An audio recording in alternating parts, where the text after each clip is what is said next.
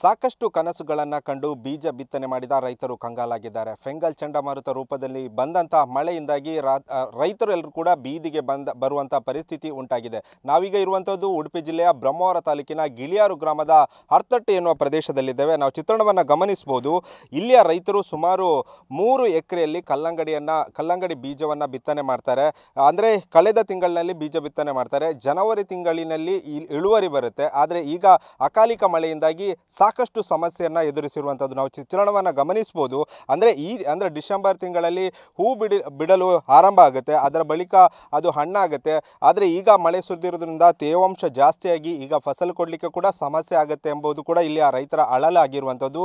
ಸಂಬಂಧಪಟ್ಟ ಇಲಾಖೆ ಆಗಿರ್ಬೋದು, ಸರ್ಕಾರ ಆಗಿರ್ಬೋದು, ಇದರ ಬಗ್ಗೆ ಗಮನ ಹರಿಸಬೇಕು. ಯಾಕಂದರೆ ಸಾಕಷ್ಟು ಹಣವನ್ನು ಇಲ್ಲಿ ಒಂದು ಇನ್ವೆಸ್ಟ್ ಮಾಡಿರ್ತಾರೆ. ಅದನ್ನು ಮಾರಾಟ ಮಾಡಿ ಅದರಿಂದ ಬಂದ ಲಾಭದಲ್ಲೇ ಜೀವನ ಹೋಗಬೇಕಾಗುತ್ತೆ. ಆದರೆ ಈ ಒಂದು ಅಕಾಲಿಕ ಮಳೆಯಿಂದಾಗಿ ಸಾಕಷ್ಟು ನಷ್ಟವನ್ನು ಎದುರಿಸ್ತಿರುವಂಥದ್ದು ರೈತರು. ಸದ್ಯ ನಾವು ಗಮನಿಸ್ಬೋದು.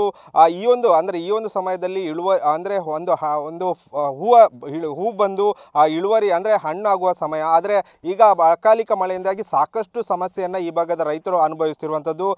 ಈಗ ಅಕಾಲಿಕ ಮಳೆಯಿಂದಾಗಿ ಕೇವಲ ಈ ಭಾಗದಲ್ಲಿ ಅಲ್ಲ, ಕುಂದಾಪುರ ಭಾಗದ ಕೆಲವೊಂದು ಭಾಗದಲ್ಲಿ ಕೂಡ ಇದೇ ರೀತಿಯ ಪರಿಸ್ಥಿತಿ ಇರುವಂಥದ್ದು. ಭತ್ತ ಕಟಾವು ಸಮಯದಲ್ಲಿ ಕೂಡ ಇದೇ ರೀತಿಯ ಸಮಸ್ಯೆ ಉಂಟಾಗಿರುವಂಥದ್ದು. ಸದ್ಯ ಈಗ ಕಲ್ಲಂಗಡಿ ಸಾಕಷ್ಟು ಇನ್ವೆಸ್ಟ್ ಮಾಡಬೇಕಾಗುತ್ತೆ, ಲಾಭಾಂಶ ತುಂಬಾ ಕಡಿಮೆ ಇರುತ್ತೆ. ಅದನ್ನೇ ನಂಬಿ ಜೀವನ ಮಾಡಬೇಕಾದಂಥ ರೈತರು ಈಗ ಕಂಗಾಲಾಗಿರುವಂಥದ್ದು. ಸದ್ಯ ನನ್ನ ಜೊತೆ ಈ ಭಾಗದ ರೈತರು ನನ್ನ ಜೊತೆ ಇದ್ದಾರೆ. ಅವರನ್ನು ಮಾತನಾಡಿಸ್ತಾ ಹೋಗುವ ಯಾವ ರೀತಿಯ ನಷ್ಟ ಆಗಿದೆ ಮತ್ತು ಸರ್ಕಾರ ಯಾವ ರೀತಿಯ ಡಿಮ್ಯಾಂಡನ್ನು ಇಡ್ತಾರೆ, ಸರ್ಕಾರಕ್ಕೆ ಯಾವ ರೀತಿಯ ಡಿಮ್ಯಾಂಡನ್ನು ಇಡ್ತಾರೆ ಎಂಬುದರ ಬಗ್ಗೆ ಇಲ್ಲಿ ರೈತರನ್ನು ಮಾತನಾಡಿಸ್ತಾ ಹೋಗುವ ಯಾವ ರೀತಿಯ ನಷ್ಟ ಆಗಿರುವಂಥದ್ದು ಮತ್ತು ಡಿಸೆಂಬರ್ ತಿಂಗಳಲ್ಲಿ ಈ ರೀತಿಯಾಗಿ ಮಳೆ ಈ ಹಿಂದೆ ಬಂದಿದೆಯಾ ಅಂತ.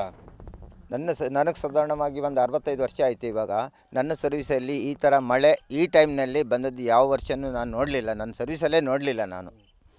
ಅಂದರೆ ಎಷ್ಟು ಪ್ರಮಾಣದ ನಷ್ಟ ಆಗಿದೆ ಮತ್ತು ಎಷ್ಟು ಇದಕ್ಕೆ ಇನ್ವೆಸ್ಟನ್ನು ಮಾಡಿದ್ದೀರಾ? ನಾನು ಸಾಧಾರಣ ಇದನ್ನು ಬಿತ್ತನೆ ಮಾಡೋದ್ರಿಂದ ಇಲ್ಲಿ ತನಕ ಪೈಪು, ಮಲ್ಚಿಂಗ್ ಪೇಪರು, ಎಲ್ಲ ವ್ಯವಸ್ಥೆ, ಕೂಲಿ ಇದನ್ನೆಲ್ಲ ಸೇರಿದರೆ ಒಂದು 2.5 ಲಕ್ಷ ರೂಪಾಯಿ ಮೇಲೆ ಖರ್ಚಾಗಿದೆ. ಇದನ್ನು ನಂಬ್ಕೊಂಡೇ ಇತ್ತು ನಾವು. ಯಾಕಂದರೆ ಇದನ್ನು ನಾವು ಕ್ಯಾಶ್ ಹಾಕಿದ್ದಲ್ಲ. ನಾನು ಇದನ್ನು ನಮ್ಮ ಫ್ರೆಂಡ್ಶಿಪ್ ಲೆವೆಲಲ್ಲೋ ಅಥವಾ ನಮ್ಮ ಹೊರಗಡೆ ಸಾಲ ಮಾಡಿಯೋ ಇದಕ್ಕೆಲ್ಲ ತಗೊಂಬಂದು ಹಾಕಿದ್ದೇನೆ. ಇದರಲ್ಲಿ ಇವಾಗ ಒಂದು 50,000 ಬರುತ್ತಂದೇಳಿ ಹೇಳಲಿಕ್ಕೆ ವ್ಯವಸ್ಥೆ ಇಲ್ಲ. ಯಾಕಂದೇಳಿ ಹೇಳಿದರೆ ಎಲ್ಲ ಗಿಡ ಎಲ್ಲ ರೋಗ ಬಂದು ಸಾಯ್ತಾ ಇದೆ ಮಳೆ ಜಾಸ್ತಿಯಾಗಿ.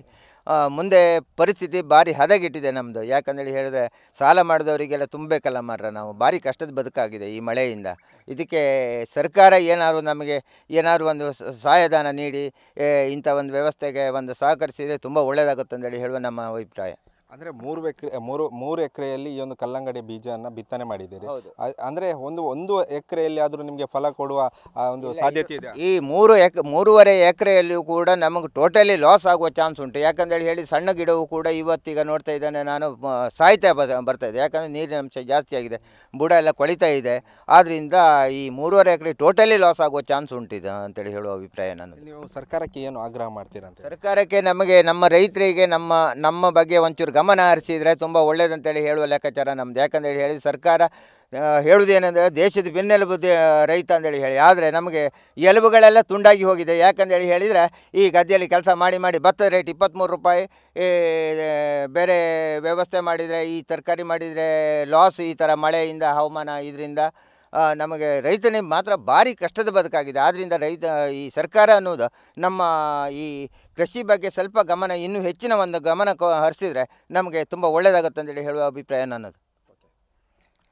ಇದಿಷ್ಟು ರೈತರ ಅಳಲಾಗಿರುವಂಥದ್ದು. ಅಕಾಲಿಕ ಮಳೆಯಿಂದಾಗಿ ಸಾಕಷ್ಟು ನಷ್ಟವನ್ನು ಅನುಭವಿಸುತ್ತಿದ್ದೇವೆ. ಸರ್ಕಾರ ಇದರ ಬಗ್ಗೆ ಗಮನ ಹರಿಸಬೇಕು ಅಥವಾ ಬೆಂಬಲ ಬೆಲೆ ಕೊಡುವಂಥ ಕೆಲಸವನ್ನು ಕೂಡ ಮಾಡಬೇಕು. ಯಾರಿಗೆಲ್ಲ ನಷ್ಟ ಅನುಭವಿಸ್ತಾ ಇರುವಂಥ ರೈತರು ಏನಿದ್ದಾರೆ ಅವರನ್ನು ಗುರುತಿಸುವಂಥ ಕೆಲಸವನ್ನು ಮಾಡಬೇಕು ಎಂಬುದು ಕೂಡ ಇಲ್ಲಿ ರೈತರ ಆಗ್ರಹ ಆಗಿರುವಂಥ. ಕ್ಯಾಮರಾಮನ್ ರಾಮ್ ಜೊತೆ ಪ್ರಜ್ವಲ್ ಅಮೀನ್, TV9 ಉಡುಪಿ.